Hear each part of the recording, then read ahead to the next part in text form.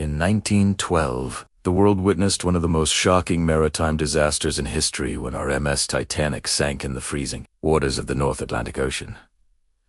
The ship was considered a marvel of modern engineering and luxury, built to be the largest and most advanced passenger liner of its time. Titanic represented human ambition, confidence, and technological progress. Many believed it was unsinkable.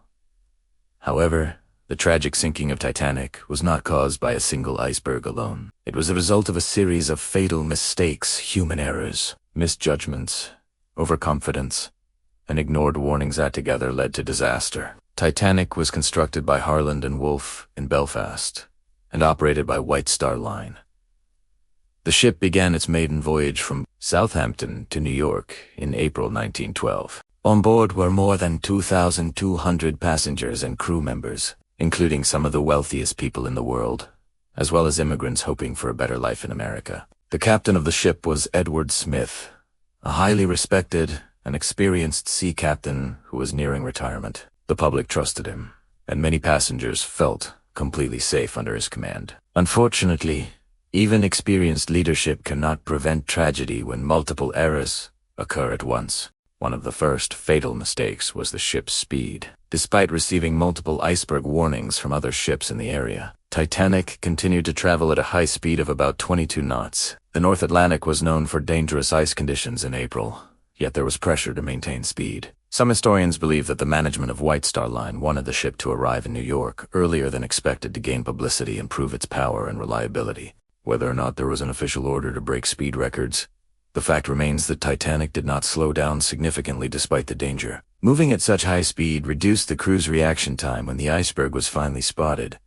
Another critical mistake involved the binoculars. The lookouts stationed in the crow's nest did not have binoculars on the night of the disaster. Due to a last-minute crew change before departure, the key to the locker containing binoculars was accidentally taken off the ship. As a result, the lookouts had to rely solely on their naked eyes to detect obstacles in the dark. On the night of April 14, 1912, the sea was unusually calm, which made spotting icebergs even more difficult because there were no breaking waves around them. When the iceberg was finally seen, it was too late to avoid a collision completely. Communication errors also played a major role. Throughout the day on April 14th, Titanic received several wireless messages from nearby ships warning about heavy ice ahead. Some of these warnings were not properly delivered to Captain Smith.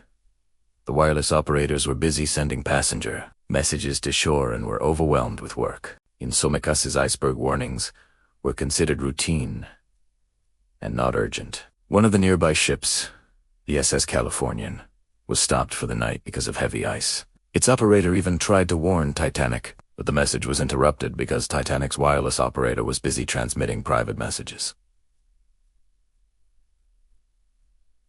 This breakdown in communication proved fatal. When the iceberg struck Titanic at 11:40 p.m., another series of mistakes followed. Instead of making a direct head-on collision, which some experts believe might have limited damage to fewer compartments, the crew attempted to steer around the iceberg. The ship scraped along the side of the ice, causing multiple compartments to flood. Titanic was designed with watertight compartments, and it was believed that the ship could stay afloat even if 4 compartments were flooded.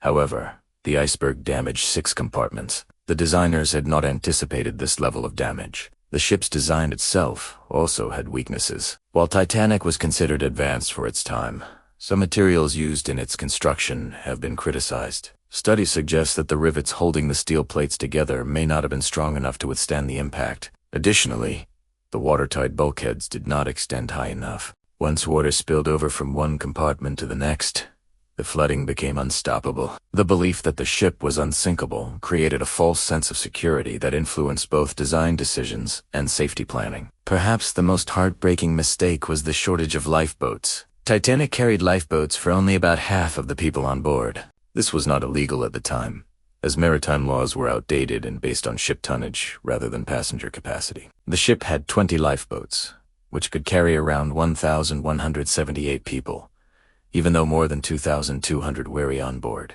The management believed that too many lifeboats would make the deck look crowded and reduce the ship's luxurious appearance. This decision cost hundreds of lives. Even after the collision, lifeboats were not filled to capacity. In the early stages of evacuation, Many passengers did not believe the ship would sink. Some were reluctant to leave the warmth and safety of the massive liner to sit in small boats in freezing darkness. As a result, several lifeboats were lowered half empty. There was confusion, lack of clear instructions, and poor crowd management. Third-class passengers, many of whom were immigrants, faced additional barriers in reaching the lifeboats quickly. Social class divisions further worsened the tragedy. Another tragic factor was the lack of nearby assistance. The RMS Carpathia received Titanic's distress signals and rushed to help at full speed. However, it was too far away and arrived about 2 hours after Titanic had sunk. More than 1,500 people died in the icy waters before help could reach them. Hypothermia quickly took the lives of those who ended up in the sea. The sinking of Titanic exposed serious flaws in maritime safety regulations. The disaster led to major changes, including the establishment of the International Convention for the Safety of Life at Sea (SOLAS). In 1914, new rules required ships to carry enough lifeboats for all passengers, maintain continuous radio watch, and conduct regular lifeboat drills. Ice patrols were also established to monitor iceberg dangers in the North Atlantic. In the end, the fatal mistakes that sank Titanic were not just technical failures, but human failures.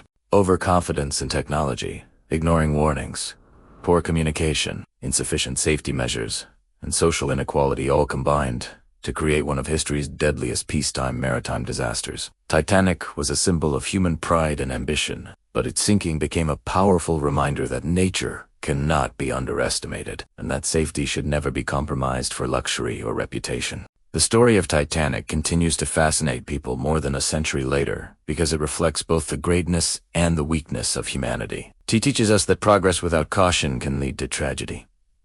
The iceberg was only the final blow. The real causes were the decisions made long before the ship ever touched the water.